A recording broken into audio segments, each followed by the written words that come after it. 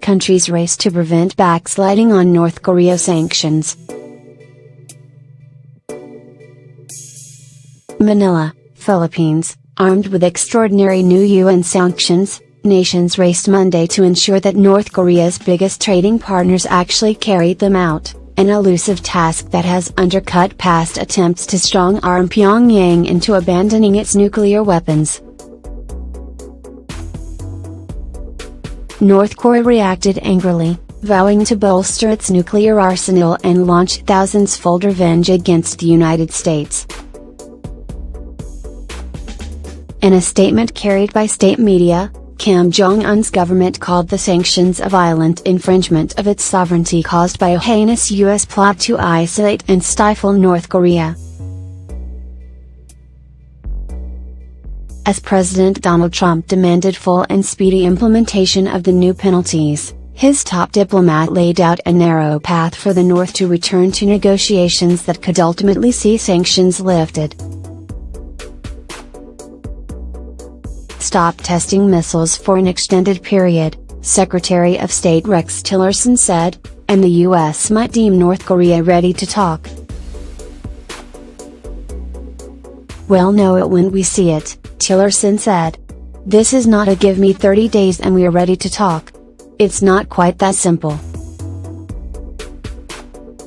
So it is all about how we see their attitude towards approaching a dialogue with us." Even as they celebrate a diplomatic victory in persuading China and Russia to sign on to cutting new sanctions, the U.S. and other countries are deeply concerned that failure to rigorously enforce them could significantly blunt their impact. Since Saturday's UN Security Council vote, Washington has put Beijing in particular on notice that it's watching closely to ensure China doesn't repeat its pattern of carrying out sanctions for a while, then returning to business as usual with the pariah nation on its border. Such concerns were on display Sunday in a dizzying display of fast-paced diplomacy spanning multiple continents. South Korea's foreign minister joined her counterparts from the U.S. and Japan for a meeting in the Philippines in which Tillerson touted efforts to persuade nations to stop using North Korean labor. The American and Japanese diplomats held another three-way session with Australia. The South Korean envoy held a rare but brief meeting in Manila with North Korea's top diplomat, who also spoke by phone with Russian Foreign Minister Sergei Lavrov, who had discussed the sanctions with Tillerson a day before. In a phone call requested by Seoul, Trump and newly installed South Korean President Moon Jae-in committed jointly to fully implement all relevant resolutions and to urge the international community to do so as well, the White House said. Moon's office said that he and Trump had agreed to apply the maximum pressure and sanction. The penalties, approved unanimously Saturday by the Security Council, aim to cut off roughly one-third of North Korea's estimated $3 billion in annual exports, ostensibly starving the nation of funds for its weapons programs.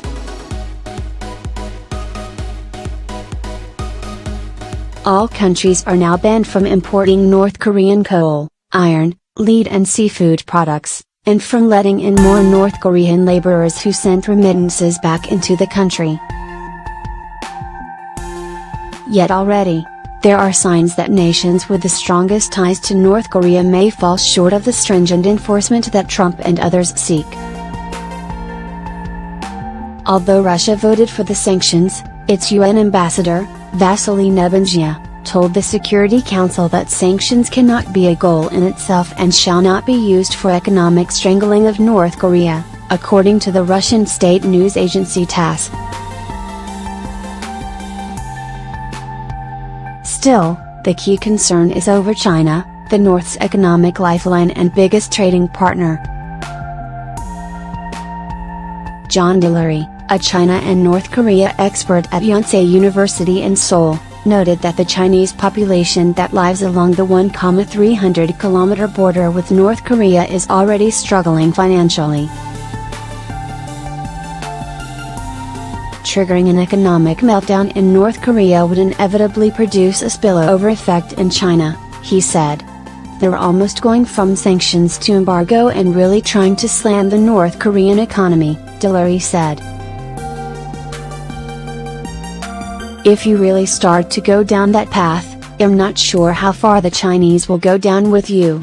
The other mounting concern, that by the time the sanctions really start cutting into the North's economy, potentially changing the government's thinking about the wisdom of pursuing nuclear weapons, it may be too late. Two unprecedented tests of intercontinental ballistic missiles by North Korea last month were the latest signs that its weapons program is approaching the point of no return. While the North now boasts missiles it says can reach major U.S. cities, it is not believed to have mastered the ability to cap them with nuclear warheads, but that step may not be far off. Tillerson conceded there would likely be a lag period before the sanctions actually have a practical bite on their revenues. I think perhaps the more important element to that is just the message that this sends to North Korea about the unacceptability the entire international community finds what they're doing to be, he said. Associated Press writer Hyungjin Kim in Seoul, South Korea, contributed to this report. Photos what is said to be the launch of a Hwasong-14 intercontinental ballistic missile at an undisclosed location in North Korea is seen on July 28, 2017. Korean Central News Agency, Korea News Service.